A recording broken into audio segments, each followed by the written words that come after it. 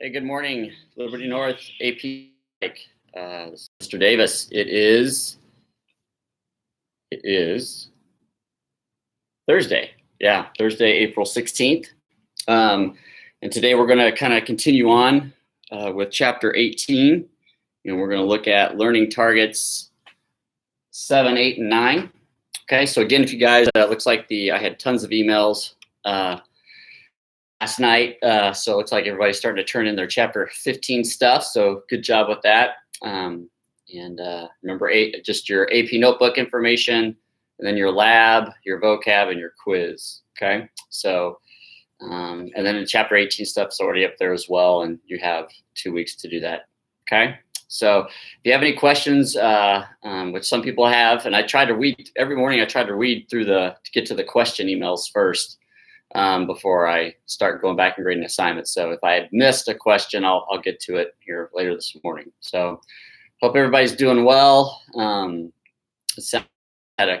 through with an FCA meeting. It sounds like the mayor has made another announcement that I'll have to go check on here in a minute. But hope you're staying safe and well. If you want to get out your AP learning targets for chapter 18, okay, which again are posted on Canvas. All right, so we're going to go, again, we're doing 3 a day. So today we're going to do 7, 8, 9. And actually 7, 8, 9 could actually all be put together. I kind of separated 7 out just because of, refer to Ash and Milgram again. But really 7, 8, and 9 could have all just been grouped together. And really what they're asking is for group influences on behavior and mental processes. That's number 7. 8, 9 is group behavior. 8, I think, is just summarize the different types of group behavior. And then 9 is group behavior and its influence on the group and individual behavior. So you just kind of can see here, 7, 8, 9 are all about group behavior and how it influences the situation and then influences the individual, and so on and so forth. So as you go, group, we have classes, we have an organization, sports teams. You just find yourselves in groups, and groups have a very significant and important factor in our behavior. Okay, so I guess overall, 7, 8, 9 really wants you to know that groups do influence our behavior and mental processes, right? That there are different types of groups, and that not only does the group influence itself and the group's behavior, influences my individual behavior. Okay, so number 7, group influences on behavior and mental processes. So again, make sure, whether it's the scavenger hunt, whether it's watching the video, your lab for chapter 18, you need to know Ash's conformity study, all right? So make sure you know that. And again, he basically said the group can cause us to conform. Actually, that's one of his factors there, is that the group, so on and so forth, okay? And then obedience with Stanley Milgram, which was the shock study. They did that study on individuals first, and then they did it in groups. But the big thing is, again, I will obey. I'm more likely to obey depending on characteristics of the group. Is the group viewed to be valuable? Do they have a uniform? Are they from a prestigious university or institution? So on and so forth. Okay. So make sure you look at those studies. All right. Because you have to. All right. So make sure you look at those studies. All right, then a very famous term, which is groupthink, okay, which is actually a huge historical term. And I actually read an article in a study, and they were actually doing it with Social Psychology and Nature, and they were doing all the historical U.S. blunders that we have made, bad decisions that we have made, and all of them have groupthink as a factor, a common variable. So again, factor analysis, what happens in all these historically tragic events and the decisions that led up to them. And one of the common factors in all those is groupthink. And groupthink is when you make, part of the decision-making process in the group, everybody values harmony too much, or voices opposition, because they just want the group to be unified, if you will, and full of harmony. Okay, so I don't know if anybody's seen World War Z. I think that's a great movie about the apocalypse, zombies and all that stuff. It's a really good movie because they talk about the groupthink. So I'm adequately prepared at the time to deal with the threat. So when he gets in there and he starts talking, one of their officials, they basically said that in their group of 10 decision-making process, they always have one person who's the 10th person, and their job is to disagree with everything and to actually be the one to believe that it's going to happen, that the decision is going to be flawed, to oppose, to dissent, because you need somebody in that group to do that. You know, we have, if everybody is really focused on harmony and getting along, we have groupthink, and then that influences our decision processes, and that becomes the priority, not actually making a good decision. So in World War Z, they set up their group, their main decision-making group, to always have one person who disagreed, who was a dissenter, who just, that was their job, and everybody expected them to do it, and they knew that they had to have somebody who did that well for them to make good decisions. So as a result, they were the ones that were prepared. And you have that in a lot of historical stuff that we have. You know, I'm sure with coronavirus, whether a state, country handled it well or not, we're all going to learn from it. And probably groupthink is probably a little bit a part of that factor as well. But we see it, you know, people just don't want to disagree or openly oppose a decision, or say, you know, what happens if, what if, okay? So that's groupthink. Okay, so desire for harmony in a group overrides decision-making process, okay?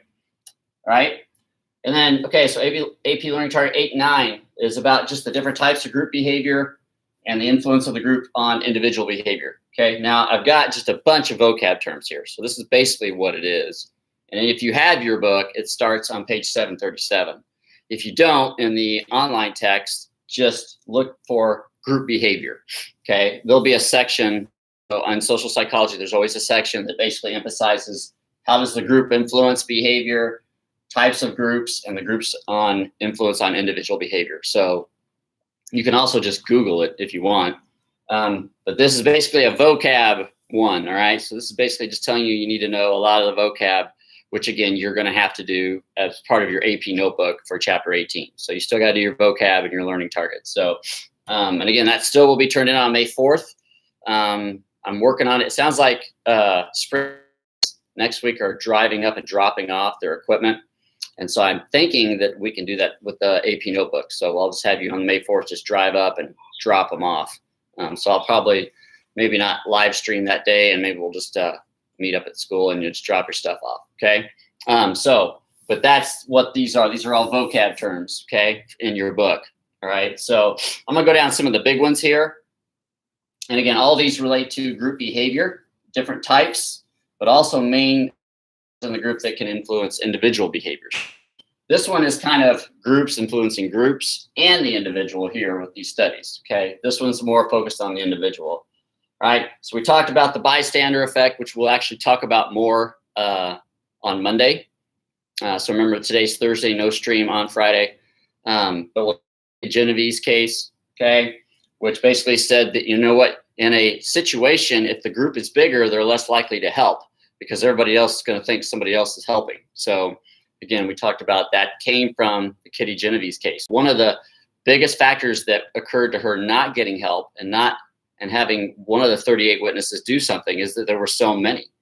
So they could diffuse the responsibility, or everybody else thought somebody else was doing something, okay? So that's why when now in CPR, you say you go call 911. You point to one person. They cannot diffuse that responsibility, and so they don't think that somebody else, because if I just shout out, somebody call 911, everybody's going to stand around and everybody's thinking that somebody else is doing that, and then nobody does anything, okay?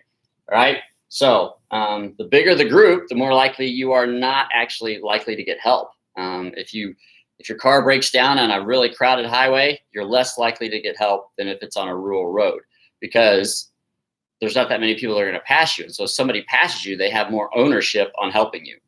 Okay. If we're on 435, we're just, well, somebody will stop. There's hundreds of cars are going to pass them. That's kind of the bystander effect. Okay. Social facilitation is kind of like the home court advantage. So home field advantage. So when people's behavior can be, or their talent or skills can be increased in the presence of a large crowd or other people.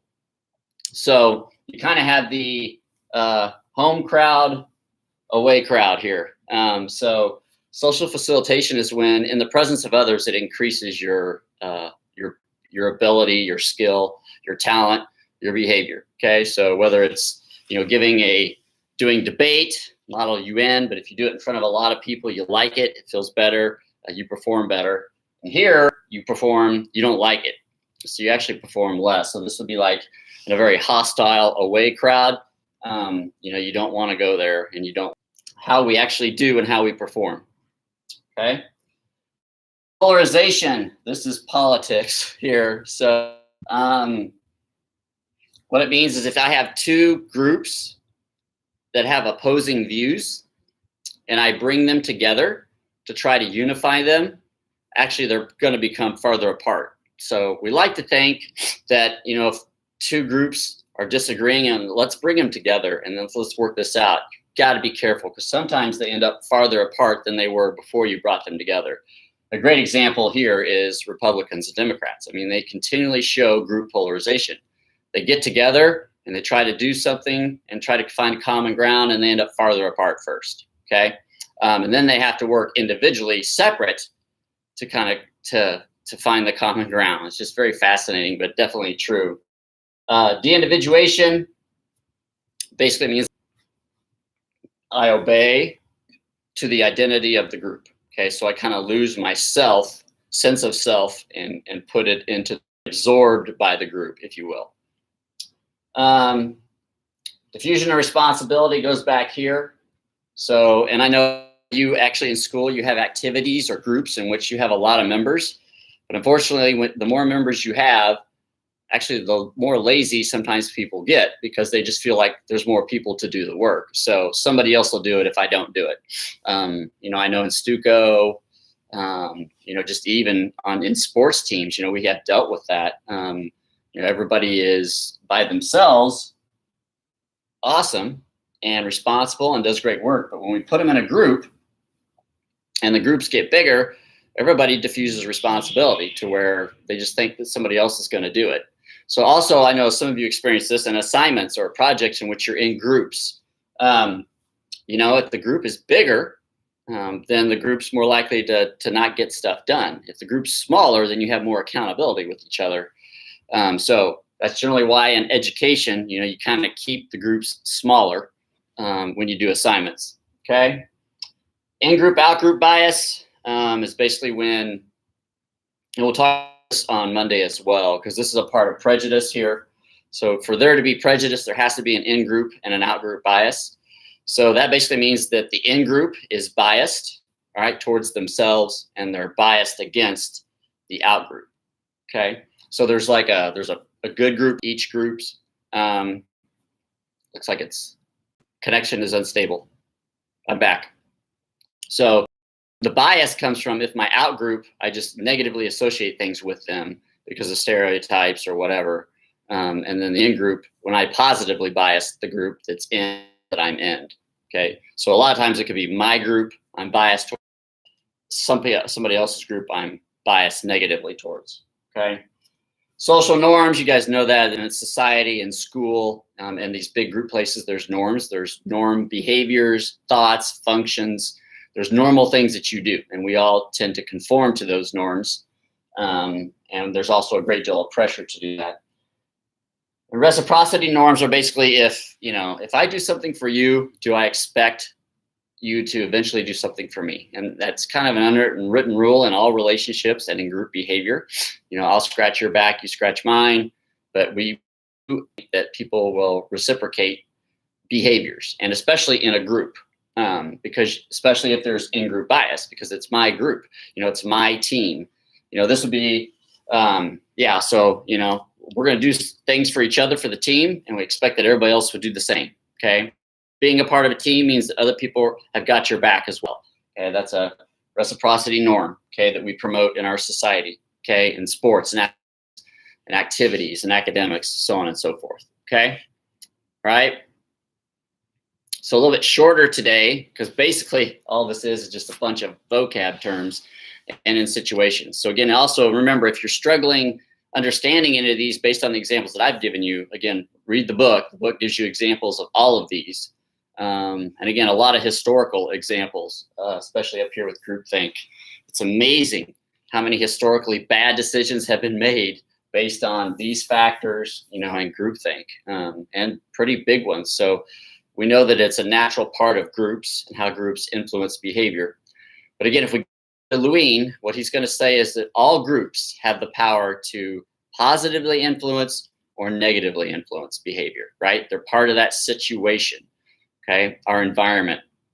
So, and then within a group, you also have the same power to be a positive influence or a negative influence, okay? Now, again, that doesn't mean anything about the individual, okay? That's just about the group and how it can influence my behavior, my thinking, okay? All right, so don't forget about the mental processes, right? So, and you guys all know this. You guys have been a part, and when you go on into college, you're gonna have group assignments, but you know, you've been a part of some great functioning, healthy groups. You've been a part of some toxic groups as well. You know, you've worked with great people and toxic people, okay?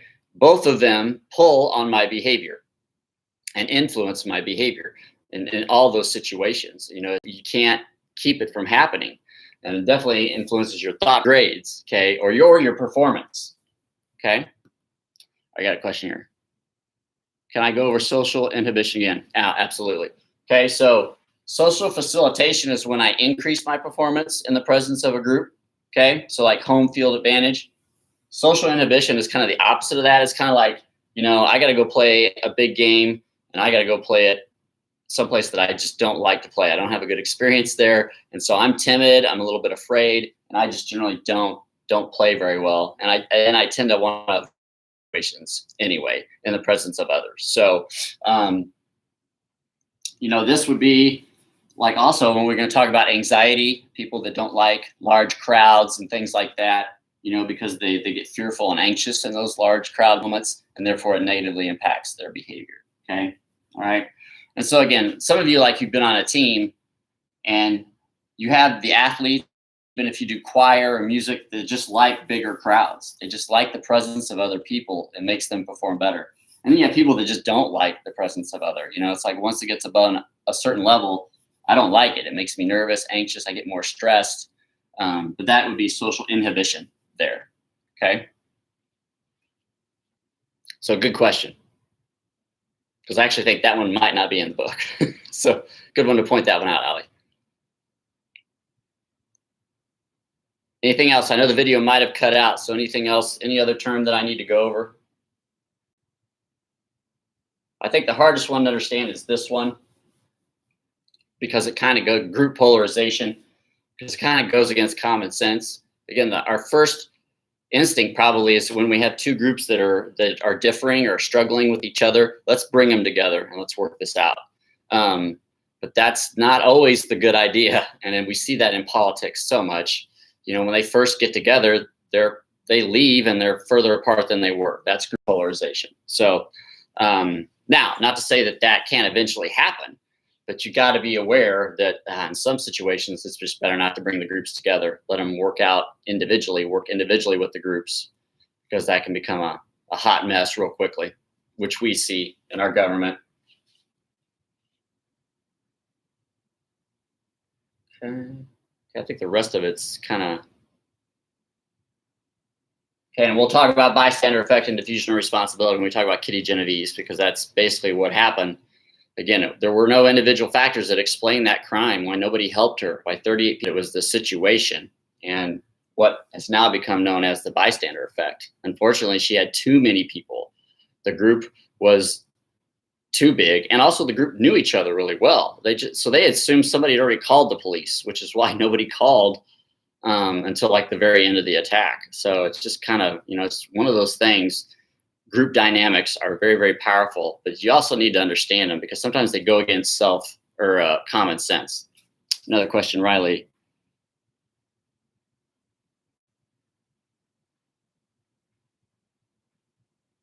Yes, so yeah, good question. So Riley says, is there a way to counter diffusion of responsibility? Okay, like dividing a large group into smaller ones. Yes, very good idea. And work towards parts of the same goal. Yes. So what they're going to tell you, and I think there's actually, like in education, we're told, you know, generally you shouldn't, and if you're doing an assignment, you should never do groups more than 4. If you have groups bigger than 4, you're massively going to see diffusion of responsibility. Guys know, if I have a group of 4, the bigger the group, the more likely this is to happen. So then I need to really make sure that everybody has their own assignments, right? Okay. Now, even in that, sometimes it still happens, but that you already said for diffusion of responsibility. Main thing is, though, keep the group smaller and give everybody a specific assignment. And within that assignment, everybody needs to have a specific role, because then they'll conform to the role and do it. Delaney, and similar to that question, is there a way to reduce group polarization? Yeah, that will work separately by themselves. So bring the issue to each group individually by themselves first. So it's kind of like you see in politics. So like if they're disagreeing on a bill and we bring them together, they end up farther apart. So like if you remember the stimulus check thing recently, when President Trump presented that idea to Congress got together and boom, they were miles apart, the Republicans and Democrats. So what happens is they dismiss, and then they go and they work on the bill individually by themselves. Then they come back, and it's much easier to find the common ground working individually apart from each other, and then you bring each other together. And actually that model is like I don't know why they even start together at times, because in politics we see the same thing over and over. They come together, boom, it just explodes. And then they actually work outside of the group individually, and then they come back together, and it still might explode there, but at least they make baby steps toward the common ground and towards actually working for the American people and finding a good decision. So if you go back and just even recently with this stuff, you can kind of see it. But the main thing is separate them first. Don't bring them together. I think what we do is we make the big mistake. We're not aware that this could be a factor, and we immediately just bring them together.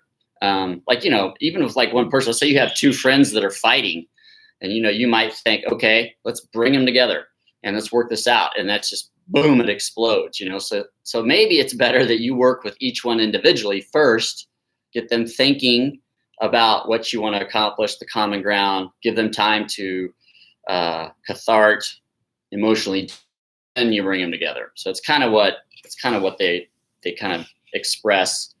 But a lot of people aren't even aware of this. But when you hear the term and you hear the example, you're like, oh yeah, that does happen, as probably is with all of these. They do happen.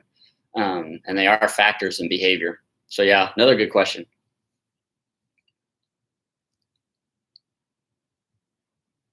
Anything else?